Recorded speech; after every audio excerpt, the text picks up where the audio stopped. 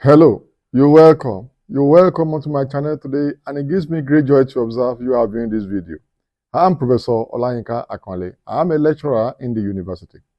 On this channel, I do a number of stuff, but all I do, you can cluster into four. But sociology and research are central to all I do on this channel. If you have not subscribed to this channel, kindly go ahead and click subscribe on your screen right now. Tap subscribe to join my family of subscribers. So you might be alerted every time I drop new content, and I drop this as regularly as possible. I've been dropping videos. I've been doing a series on finding fathers of sociology or contributors to sociology. I've done on Ibn Khaldun, I've done on August Comte, Tucker Parsons, Ebony Durkheim, Max Weber, Karl Marx, George Herbert Mead, Bronislaw Malinowski, a lot of them, about 10. So this is going to be the number 11. And this is Georg Simmel, wonderful thinker. Georg Simmel. Simmel was born in 1858 in Germany and died in 1918 in France. So basically, Georg Simmel is regarded, and he was a German sociologist. Because though he died in France later on, he was born in Germany. So by birth, he was a German. People usually say, well, Simmel was difficult to read, difficult to understand. Some even claim he did not read anybody. Well, that's a bit controversial, but actually the most important point I want to make is the fact that Simmel can be considered as a very complex, multifaceted thinker, original thinker, and sometimes off from the ideas of other thinkers who have come before him and of his time. So, and that is why many people usually say, okay, he didn't read anybody, and that's why, he was so different or original. But I don't think that's basically the situation. Because if you read, Georg Simmel very well, you will see some, philosophical and theoretical footprints of Immanuel Kant. Sometimes also Weber. You also find his work on economic sociology, money, being, a bit, related to the work of, Karl Marx, but it was totally different from Karl Marx. So, and this is why it's also still difficult to believe that maybe, Georg Simmel did not read anybody or something. So, but it's commonly believed that he did not read anybody. But I believe the most important point is that he was very original, sometimes off, in his thinking, and very complex and original. And he wrote a number of books, and you can get ideas and contributions of Georg Simmel to sociology, by reading the body, his works. And I think there are 5 major works, of Georg Simmel that we commonly know. And the most popular work of Georg Simmel is the one he called The Philosophy of Money, written in 1900. The philosophy of money eventually, documented his works in terms of economic sociology or economy and society, and the philosophy of money essentially became his most popular work. He also did work on social differentiation. That's another title of his work, which he wrote in 1890. And these two works, and all his works basically can be regarded as uniquely different, but and a compendium of his, we can consider them bodies of his general ideas. He also did another work on the problems of the philosophy of history, which he did in 1892. And I did work also on ethics, this work on sociology. Basically, his work of ethics was published between 1892 and 1893, Introduction to the Science of Ethics. That's the title of that work. Then he did another one, 1908. And this is one actually that he pinned down on sociology, looking at the title of that work, is Sociology, Investigation on the Forms of Association.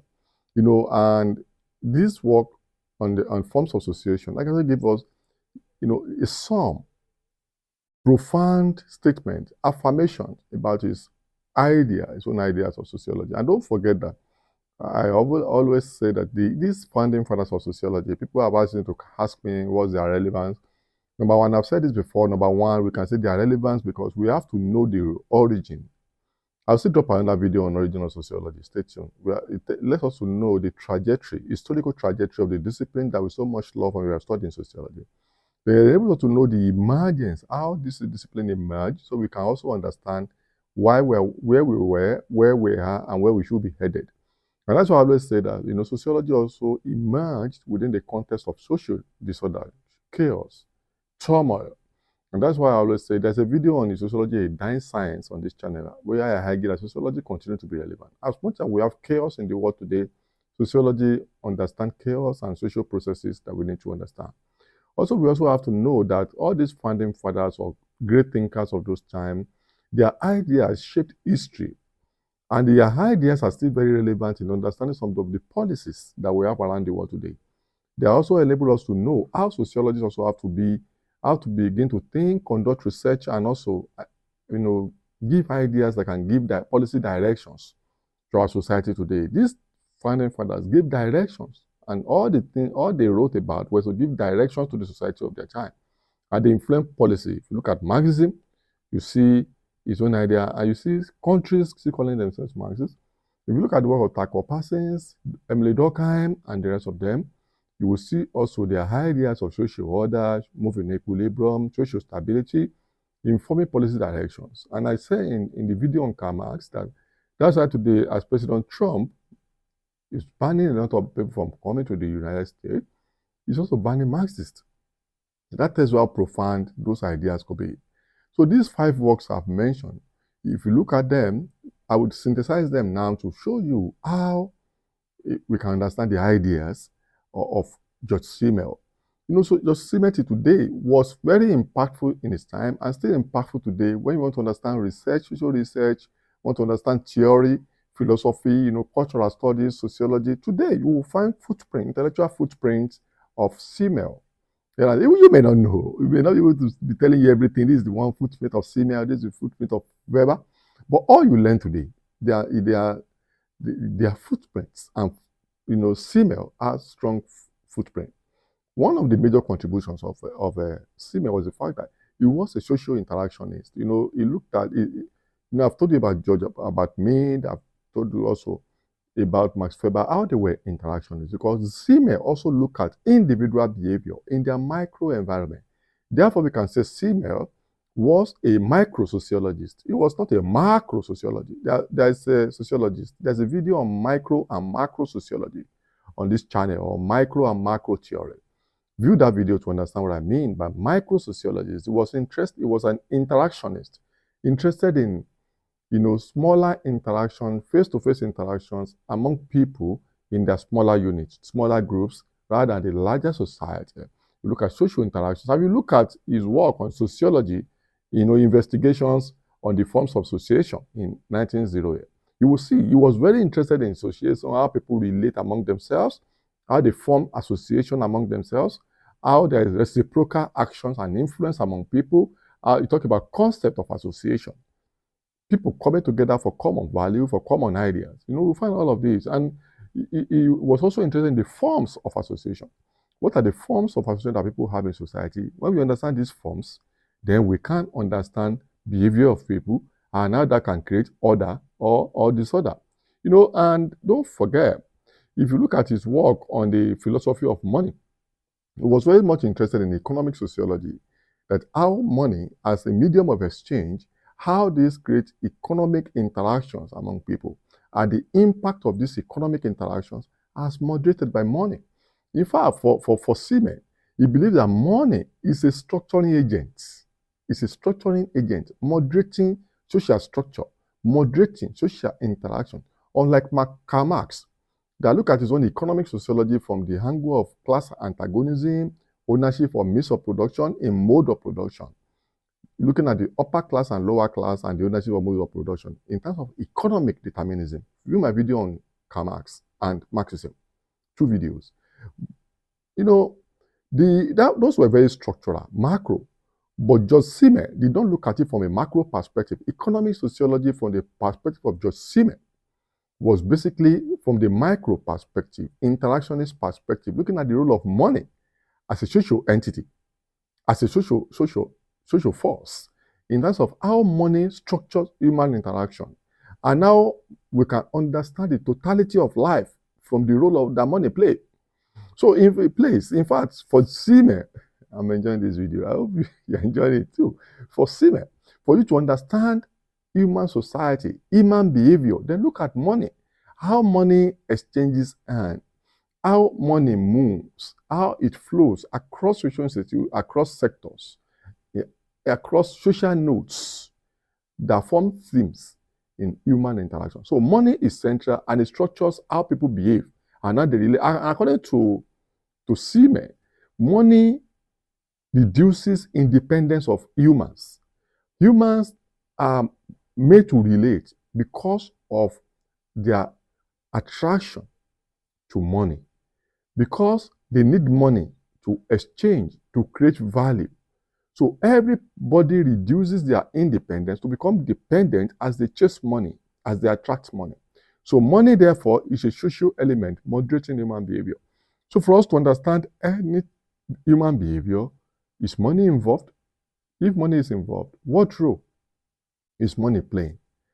If you understand the role the money plays, you can understand and interpret and project human action. Even though you may not be able to predict, you can project. I know the money is a simulating agent in operating, in understanding human behavior. So there's money and value creation. Money and value, the impact of money on the individual and society. That's the economic sociology of Georg Simmel. And you look at money and value, money and freedom, people should be free, but money, to a large extent, reduces the freedom of humans. So the level of freedom that humans will have will depend on their positionality in terms of access to money and utilization of money. Money then assumes the entity of its own in creating value, and the social relations that people create around money determine the value that money creates.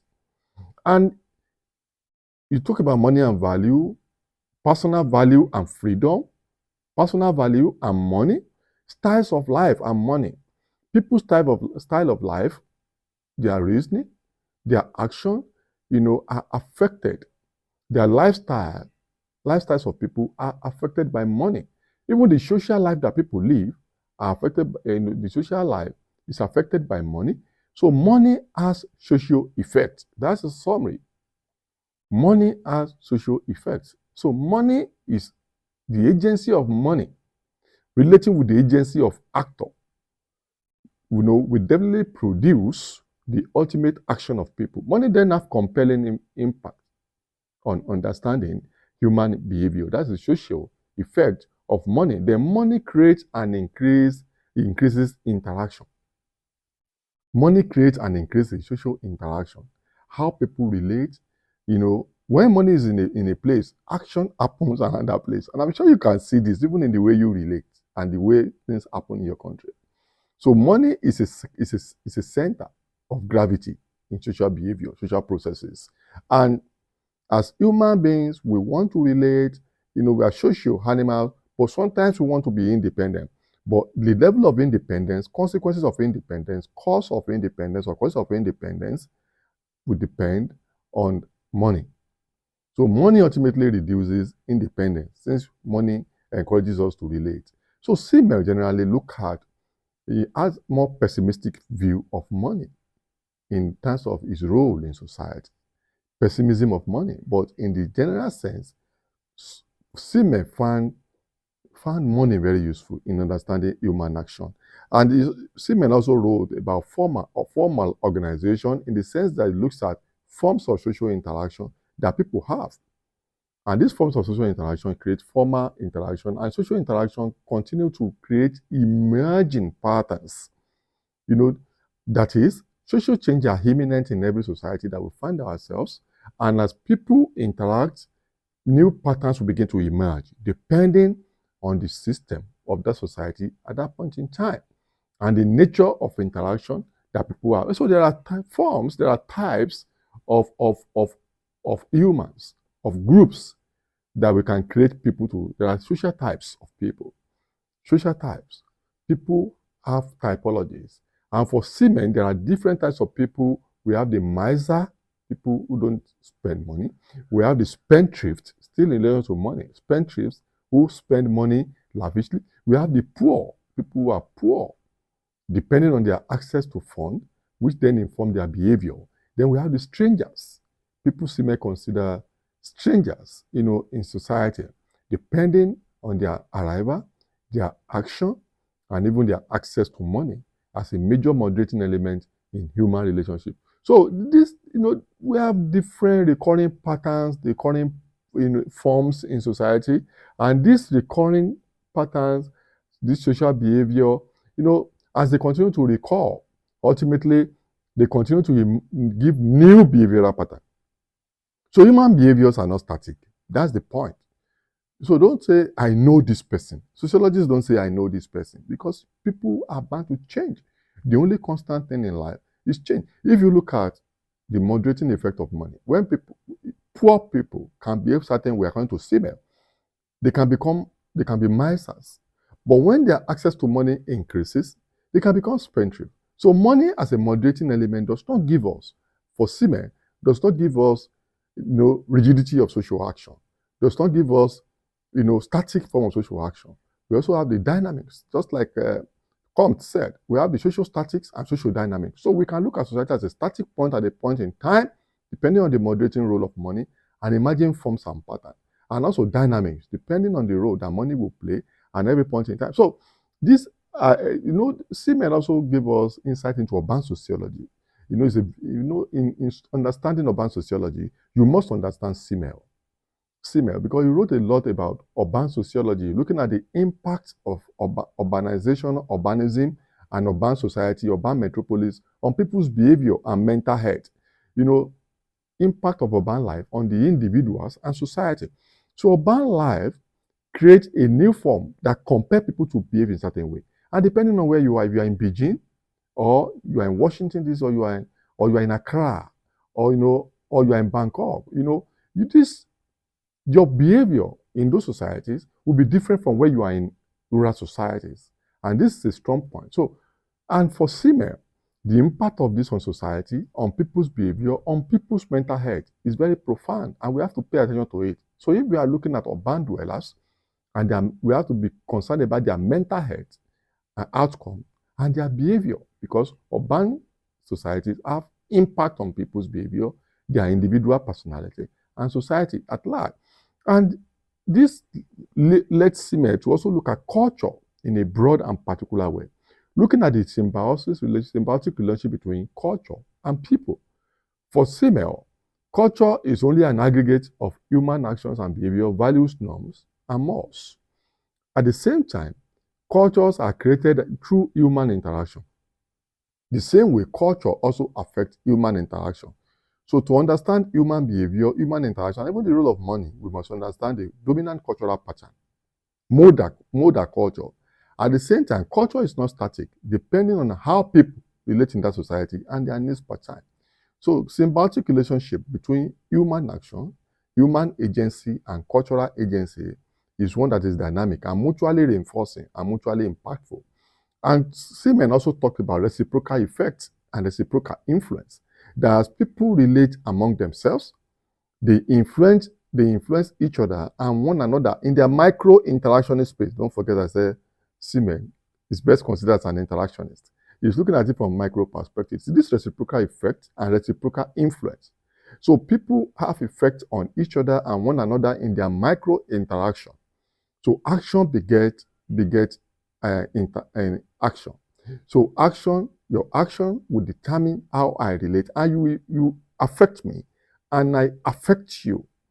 That means we are influencing each other in a reciprocal way. I am because you are. Don't forget my video where I talk about Ubuntu. I am because you are in Southern Africa, and Ikigai among the Japanese. So this is a way of talking about the reciprocal effect, reciprocal influence. We are both influencing each other.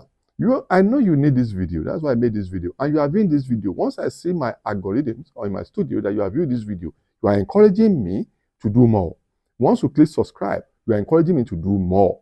That means you are affecting me, and I will do more videos and to affect you. So reciprocal effect You are having influence on me by your view and your subscription.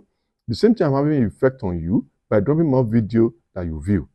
I hope you get that. So reciprocal effect, reciprocal influence, that of interaction among people, among individuals. We also spoke about concept of association, that people come together to associate. As humans, we are social. We are social humans, always looking for who to relate with or whom to relate with. And in this association, we create different forms of association depending on wherever we find ourselves per time and what our needs are, the concept of association. So in terms of relating, we create forms of association, nodes of association, clusters of association to make society to go on. Wow. I hope you enjoyed this video. I enjoyed myself. Simmel, very wonderful, original thinker. Please subscribe. Till I see you in my next video. Bye for now.